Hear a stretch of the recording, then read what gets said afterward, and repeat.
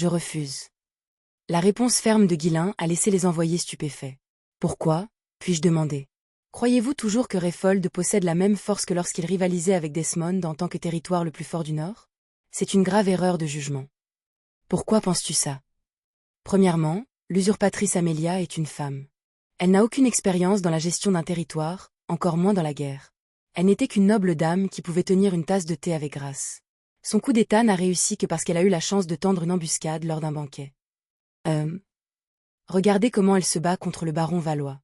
Des mois ont passé et elle n'a toujours pas pénétré dans son château, même si ses forces sont 5 fois plus nombreuses que les siennes. Le baron Valois était un stratège renommé et Amelia retenait délibérément ses forces. Il fallait s'attendre à un conflit prolongé. N'importe qui avec un minimum de perspicacité l'aurait compris, mais l'envoyé a continué son discours, prenant peut-être le sourire narquois de Guilain pour un accord. Nous étions alliés du comte Réfold, et l'héritier légitime, lord d'avant, est toujours en vie. Si nous attaquons, le baron Valois viendra également nous rejoindre. Et avec ça, tu penses pouvoir gagner? Absolument. Comment une simple femme, incapable de battre le baron Valois, pourrait-elle espérer résister à nos forces combinées? Rejoignez-nous dans cette noble cause. Guilain les renvoya d'un geste de la main. Ça ne m'intéresse pas. Vous pouvez tous gérer ça par vous-même. Mais l'héritier légitime de Réfold est toujours en vie. Nous ne pouvons pas permettre que ce précédent d'usurpateur reste incontesté. Et n'oubliez pas que le Nord a toujours interdit aux femmes de diriger en tant que seigneurs. Cette situation défie la tradition et la décence. Les envoyés avaient de nombreuses raisons pour attaquer Réfold. L'une était d'éviter le dangereux précédent d'une rébellion réussie. Les autres seigneurs voulaient montrer qu'un usurpateur ne serait pas toléré, dans l'espoir d'empêcher des soulèvements similaires sur leur propre territoire. Et de plus, ils estimaient qu'une femme dirigeante allait à l'encontre des traditions du Nord, qui dictaient que seuls les hommes forts devaient diriger. Mais ces raisons n'étaient pas aussi importantes que la véritable motivation. Réfold est vaste et fertile. Si nous aidons lord d'avant, nous pourrions être récompensés par des parties de la terre, selon la coutume. C'était la vraie raison, ils voulaient se partager Réfold au milieu du chaos. La faiblesse perçue d'Amelia n'a fait que renforcer leur détermination. Guilain rit devant leur persuasion confiante. Astérisque tuer Amelia? Avec seulement des gens comme vous? Astérisque dans sa vie passée, même le roi mercenaire n'a pas pu vaincre Amelia. S'il avait pu, il l'aurait fait juste après son retour dans cette vie. Seule la concentration de Desmond sur le plus grand objectif, le territoire de Ferdium, la tenait à distance. Astérisque elle est bien trop dangereuse pour que des imbéciles comme cela puissent la gérer. Astérisque et pourtant, la stratégie de Guilain a nécessité une certaine implication de leur part. Ils pourraient utiliser ses ambitions pour gagner plus de temps. Je ne rejoindrai pas la guerre directement. Cependant, je vous aiderai d'une autre manière. Et qu'est-ce que ça serait? Vous êtes ici pour les provisions, n'est-ce pas? Je fournirai la nourriture. Les envoyés rayonnaient. Ils n'avaient pas vraiment besoin des troupes de Guilain, car ils pensaient que leur force combinée suffisait à écraser Amelia. Mais obtenir des provisions était une autre histoire, c'est pourquoi ils étaient si désireux de le persuader. Désormais, Guilain offrant des provisions gratuitement, il n'était plus nécessaire de partager le butin avec lui. Astérisque il doit être intimidé par la réputation de Réfold, astérisque pensèrent-ils. Astérisque à l'époque où le comte Réfold et ses héritiers étaient en vie, ils étaient peut-être redoutables. Mais maintenant, ce n'est plus qu'une femme qui dirige leurs troupes. Qu'y a-t-il à craindre? Astérisque en pensant joyeusement à la façon dont ils se partageraient les terres, les envoyés sont partis, les plans devant commencer dès l'arrivée des provisions de Guilain. Une fois parti, Guilain retourna à ses pensées. Astérisque tout ce que je peux faire, c'est espérer qu'ils occuperont Amelia assez longtemps pour que je puisse terminer mes préparatifs. Astérisque il était convaincu qu'ils échoueraient, car Amelia l'aurait sûrement anticipé. Dans sa vie passée, de nombreux seigneurs tentèrent de l'attaquer alors qu'elle était mêlée au baron Valois, mais aucun n'y parvint. Astérisque il ne reste plus qu'un peu de temps. Astérisque les événements s'accéléraient plus vite que dans sa vie précédente, et avec Desmond rassemblant des troupes, ce n'était qu'une question de temps avant que la guerre civile n'éclate. Ce n'était pas le moment de gaspiller des ressources pour Amelia, il avait besoin de chaque once de force pour ce qui allait arriver. Astérisque Amelia peut attendre que mes préparatifs soient terminés. Astérisque pour réduire ses options, Guilain prévoyait de la garder préoccupée par l'aide au baron Valois et aux autres territoires, en restreignant autant que possible ses ambitions. Une fois Desmond vaincu, il pourrait s'occuper d'elle. Astérisque attendait encore un peu, Harold. Astérisque et les pièces se mettaient en place. Il ne restait plus que la confrontation avec le comte Desmond.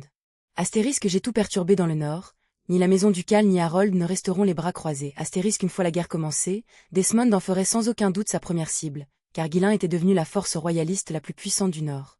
Pourtant, Guilain croyait avoir le temps. La maison ducale n'avait pas déclenché de guerre civile dans le nord dans sa vie antérieure. Même si Desmond lançait une offensive ici, l'œil vigilant de l'armée royale sur son territoire empêcherait toute attaque surprise. Profitant de cette brève pause, il terminait ses préparatifs. Une fois la guerre éclatée, il écraserait Desmond immédiatement. Astérisque une fois ça commencera, je le tuerai d'abord. Astérisque l'idée d'enfin affronter Desmond fit accélérer le pouls de Ghislain. C'est Desmond qui avait directement ruiné Ferdium, manipulé par la maison ducale. Dans sa vie passée, Ghislain avait déversé sa fureur sur le cadavre de Desmond, le poignardant à plusieurs reprises jusqu'à ce que même ses camarades tentent de l'arrêter. La mort de Desmond éliminerait non seulement un obstacle, mais consoliderait également son contrôle sur le nord. Astérisque je suis proche maintenant. Tant que je terminerai mes préparatifs, la victoire sera inévitable. Astérisque et ainsi, Ghislain continua tranquillement son entraînement et ses préparatifs de guerre. Mais un jour, alors qu'il discutait de ses projets avec ses collaborateurs, un messager urgent fit irruption dans la pièce. Le comte Desmond a mobilisé son armée. Il marche ici. Le visage de Ghislain se durcit. Ses préparatifs n'étaient pas encore terminés. Astérisque alors, il est déjà en mouvement. Astérisque il n'y avait eu aucun signe de la maison ducale. Desmond, habituellement si prudent, avait agi de son propre chef, malgré l'armée royale stationnée juste à sa porte. Pour la première fois depuis son retour, les plans soigneusement élaborés de Ghislain étaient menacés. Dépêchez-vous. Partez. Nous venons d'apprendre que l'armée du comte Desmond avance.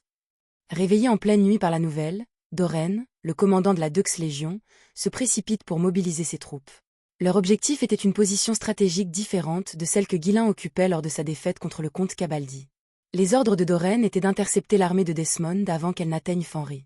Astérisque de quelle folie s'agit-il? Astérisque Doren n'arrivait pas à comprendre. Il n'y a eu aucun message ni déclaration formelle. Le comte Desmond avait simplement mobilisé ses forces et commencé à marcher sur Fanry, abandonnant tout noble décorum. Et ce mépris du protocole a terrifié Doren. Astérisque le seigneur le plus puissant du Nord a abandonné toute prétention? Cela signifie qu'il a abandonné toute retenue. Astérisque Doren se tourna vers son adjoint. Il n'avance pas si vite, n'est-ce pas? C'est peut-être juste une démonstration de force, une marche lente pour intimider Fanry. Je ne pense pas que ce soit juste pour le spectacle. Et pourquoi pas? Parce qu'ils amènent 30 soldats. C'est pourquoi ils avancent lentement. 30 000. Doren se figea, incapable de comprendre le numéro. Même un seigneur du Nord de la stature de Desmond rassemblant autant de troupes semblait irréel. Sentant le poids du désespoir, Doren a crié de frustration. Comment sommes-nous censés arrêter 30 soldats avec seulement la Dux Légion? Il n'a même pas ressenti la moindre lueur de confiance. L'armée de Desmond était parmi les meilleures du Nord, et bien que les 5 soldats revenus du projet de construction de route aient renforcé leurs effectifs, ils étaient encore largement dépassés. Astérisque il vaut mieux que ce soit un malentendu. Peut-être qu'il veut juste négocier. Astérisque bien qu'on ait dit à l'armée royale de se préparer en cas de guerre civile, il n'y avait toujours aucun mot de la maison ducale, ce qui signifiait que Desmond avait agi seul. Doren s'accrochait à cet espoir. Astérisque il ne pense sûrement pas pouvoir affronter seuls les royalistes. Même s'il capture Fanry, nous le récupérerons une fois mobilisé. Il doit y avoir une erreur, n'est-ce pas? Astérisque mais son adjoint n'a eu aucun mot pour le rassurer. Dépêchez-vous. La force principale est si nombreuse qu'elle est obligée d'avancer lentement. Nous pouvons intercepter et discuter, a poursuivi Doren, son malaise grandissant. Peut-être qu'il veut juste exprimer ses griefs. J'écouterai tout ce qu'il a à dire autour d'une tasse de thé. Même alors qu'il se dépêchait d'intercepter les forces de Desmond, l'anxiété de Doren persistait. Soudain, ils entendirent le martèlement des sabots au loin. Le visage de Doren pâlit. Astérisque pourquoi cela ressemble-t-il à de la cavalerie à pleine charge? Astérisque la Dux Légion était principalement composée d'infanterie. Même si elle marchait rapidement, la cavalerie aurait dû suivre le rythme des fantassins. Alors que le bruit des sabots se rapprochait, l'estomac de Doren se tordit avec une terrible prise de conscience. Nous sommes attaqués. Préparez-vous au combat. À son cri, la Dux Légion se met en formation avec l'efficacité de soldats aguerris. Cependant, le bruit des sabots résonna bientôt dans plusieurs directions. Qu'est-ce qui se passe? Ils étaient encerclés. Les attaquants avaient parfaitement chronométré leur assaut, isolant les forces de Doren. Éteignez les lumières. Faites sombre et forcez-les à se battre. Toutes les lumières se sont éteintes lorsque Doren a donné l'ordre. Même s'ils subiraient des pertes lors de la charge initiale, l'obscurité désorienterait au moins la cavalerie. Bon sang, pourquoi faut-il qu'il fasse si clair ce soir? Doren a maudit sa chance. Le clair de lune était brillant et l'ennemi semblait avoir anticipé sa tactique. Soudain, des incendies ont éclaté d'un côté. Des centaines de torchers éclairaient les positions ennemies. Les yeux de Doren s'écarquillèrent d'horreur. Ils ont même tendu une embuscade. L'ennemi était sérieux, mortellement sérieux. Il prévoyait de décimer les forces royalistes et de prendre d'assaut Fanry. Un barrage de flèches enflammées remplit le ciel, se précipitant vers la Dux Légion. Regardant le ciel flamboyant, Doren marmonna. Le comte Desmond doit vraiment être fou. Ses paroles ont été interrompues alors que le feu pleuvait sans pitié. Des cris de douleur éclatent alors que les soldats, pris au dépourvu pendant leur marche, tombent impuissants sous les assauts. Personne n'aurait pu prévoir l'assaut soudain et imprudent de Desmond. Alors que les flammes se propageaient et que le bruit des sabots devenait plus fort, la Dux Légion fut plongée dans le chaos alors que la cavalerie de Desmond chargeait de tous côtés. Malgré les tentatives de Doran pour rallier ses hommes, les forces de Desmond démantelèrent la Dux Légion avec une facilité déconcertante. Dans ces derniers instants, Doran ne put s'empêcher de reconnaître les prouesses de Desmond. Impressionnant, c'est donc le pouvoir de Desmond. Les forces de Desmond avaient anticipé chaque mouvement, frappant avec une précision terrifiante. Leur armée principale avançait toujours lentement vers Fenry, mais une avant-garde de cavalerie s'était échappée et coordonnait parfaitement l'embuscade.